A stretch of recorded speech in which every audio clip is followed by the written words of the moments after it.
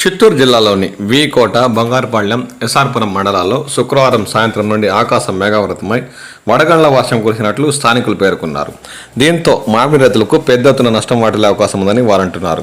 వీకోట మండలంలో 4.5 నుంచి 5,000 ఎకరాల మామిడి సాగు ఉందని, రకాన్ని బట్టి 20 నుంచి 35,000 టన్నుల కాయలు కోతకొచ్చే పరిస్థితిలో వడగండ్ల వాన కురవడంతో పంటకు నష్టం ఏర్పడే అవకాశం ఉందని వారంటున్నారు.